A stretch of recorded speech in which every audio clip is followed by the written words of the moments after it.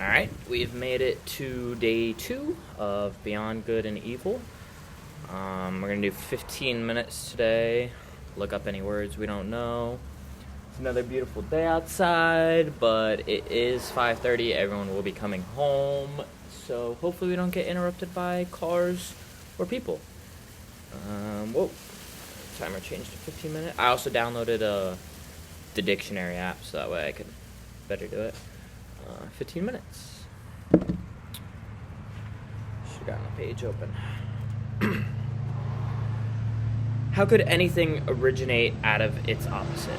For example, truth out of error, or will the truth out of the will to deception, or the generous deed out of selfishness, or the pure sun-bright vision of the wise man out of, here we go, it looks like covetousness. We want dictionary, covet.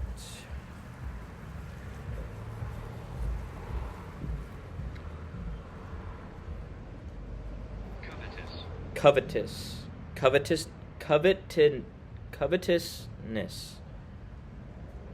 marked by inordinate desire for wealth or possessions, or for another possession. Covet, like you covet something. Or the pure sun-bright vision of a wise man out of covetousness. Such genesis is impossible. Whoever dreams of it is a fool, nay, worse than a fool. Things of the highest value must have a different origin and an origin of their own. In this transitory, seductive, illusionary, paltry world, in this turmoil of delusion and cupidity, they cannot have their source, but rather in the lap of being, in the intransitory, in the concealed God, in the thing itself, there must be their source and nowhere else.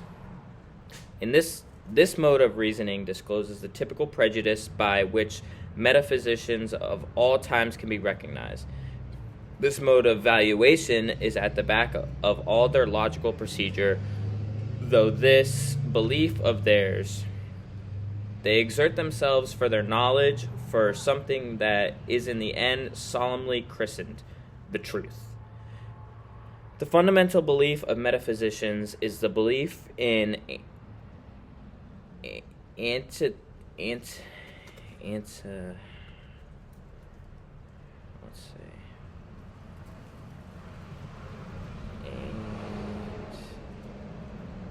looks like antithesis. It might be antithesis. Antithesis. The direct opposite. The fundamental belief of metaphysicians is in the belief in antithesis of values. It never occurred even to the wariest of them to doubt here on the very threshold, where doubt, however, was most necessary, though they had made a solemn vow de ambius dubit something. It's a different language. It's Latin. For it may be doubted, firstly, whether antitheses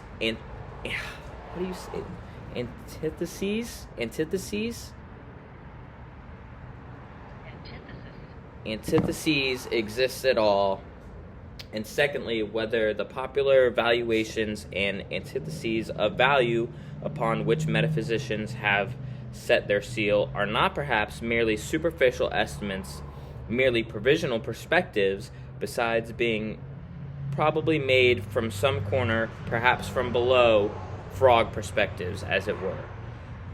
To borrow an expression current among painters, in spite of all the value which may belong to the true, positive, and the unselfish, it must be possible that higher and more fundamental value for life generally should be assigned to pretense, to will, the delusion, to selfishness and cupidity. It might even be possible that what constitutes the value of those good and respected things consists precisely in their being insidiously related, knotted, and crocheted to these evil and apparently opposed things. Perhaps even in being essentially identical with them, perhaps, but who wishes to concern himself with such dangers perhaps sees. For that investigation, one must await the advent of a new, older... Is someone calling me? No. For that investigation, one must await the advent of a new order of philosophers, such as will have other tastes and inclinations, the reverse of those hitherto prevalent philosophers of the dangerous, perhaps, in every sense of the term. And to speak in all seriousness, I see such new philosophers beginning to appear. Having kept a sharp eye on philosophers, and having read between their lines long enough, I now say to myself that the greater part of conscious thinking must be counted among the instinctive functions, and it is so even the case of philosophical thinking. One has here to learn anew, one has learned anew about hereditary and innateness.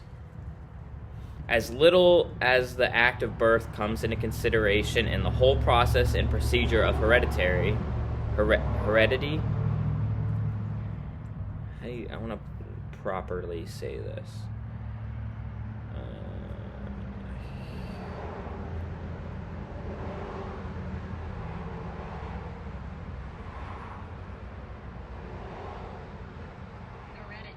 Heredity. As little as the act of birth comes into consideration in being the whole process and procedure of hereditary, just as little is being conscious, opposed to the instinctive in any decisive sense. The greater part of conscious thinking of a philosopher is secretly influenced by his instincts and forced to definite channels. And behind all logic and its seeming sovereignty of the movement, there are valuations, or to speak more plainly, psychological demands for the maintenance of a definitive mode of life. For example, that the certain is worth more than the uncertain, that the illusion is less valuable than the truth. Such valuations, in spite of being the regulative importance for us, might Such valuations, in spite of their regulative importance for us, might notwithstanding be only superficial valuations. Special kinds of necessary, that's gotta be like some, it might not be a dictionary word, let's see.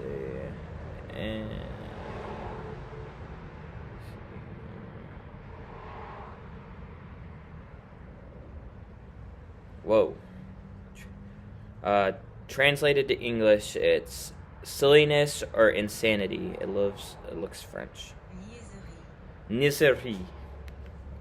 Special kinds of niaiserie, such as may be necessary for the maintenance of beings such as ourselves, supposing in effect that man is not just measure of things. The falseness of an opinion is not for us any objection to it. It is here, perhaps, that our new language sounds most strangely.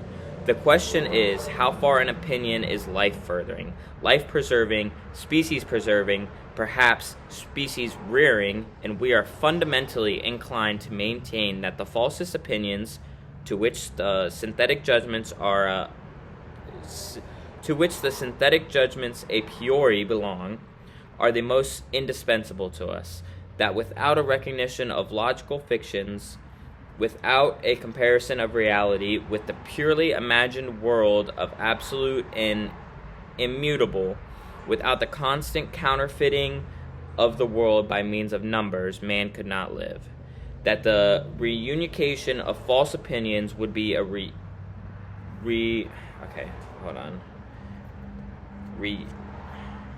I think I said that right.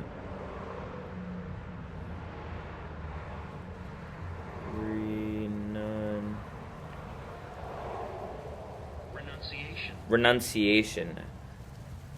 The act or practice of renouncing. that the renunciation of false opinions would be a renunciation of life, a negotiation of life, to recognize untruth as condition of life that is certainly to here we go again.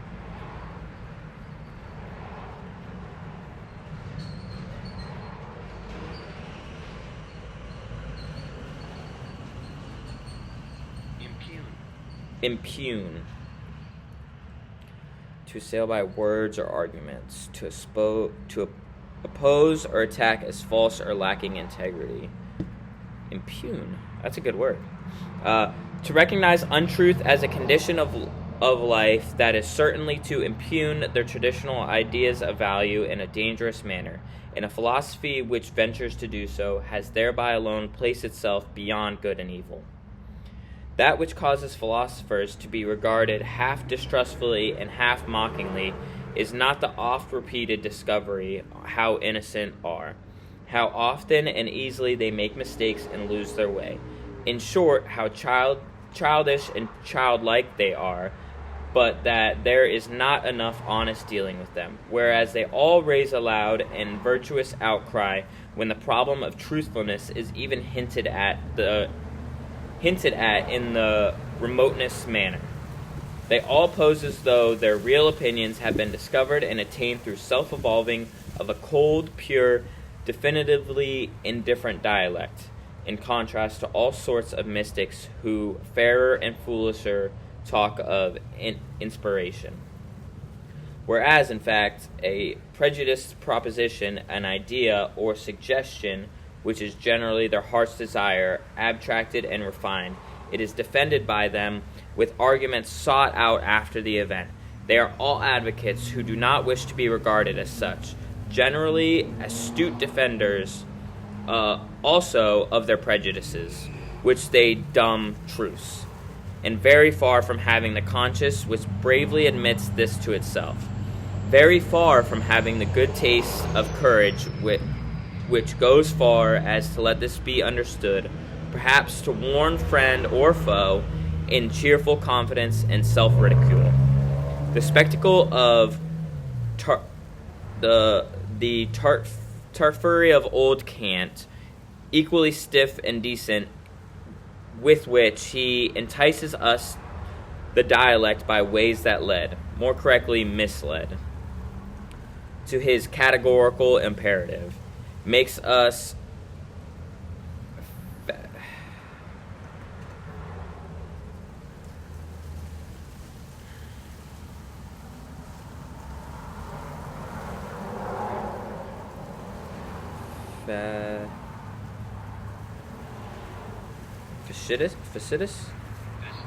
fastidious, extremely or excessively careful or detailed. Fastidious.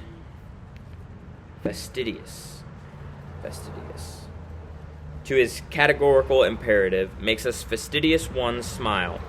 We who find no small amusement in spying out the subtle tricks of old moralists and ethical preachers, or still more so, the hocus-pocus in mathematical form, by means of which Spinoza has, as it were, clad his philosophy in mail and mask. In fact, the love of his wisdom to translate the term fairly and squarely, in order thereby to strike terror at once into the heart of the assailant, who should dare to cast a glance on that invincible maiden, that Pallas Athene. How much of personal timidity and vulnerability does this masquerade of a sticky recluse betray?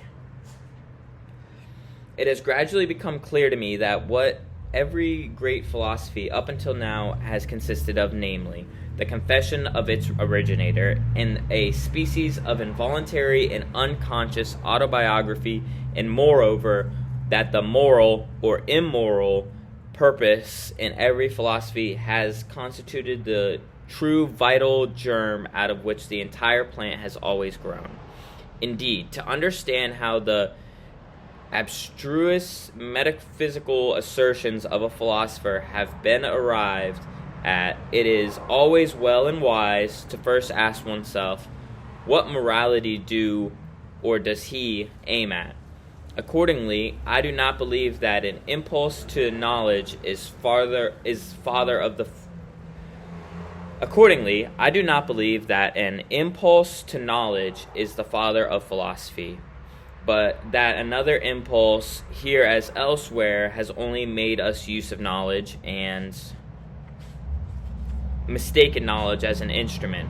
But whoever considers the fundamental impulses of man with a view to determining how far they may have here acted as inspiring genii, or as demons and kobolds, we will find that they have all practiced philosophy at one time or another, and that each one of them would have been only too glad to look upon itself as the ultimate end of existence and the legitimate lord over all impulses. For every impulse is imperious, I think is correct.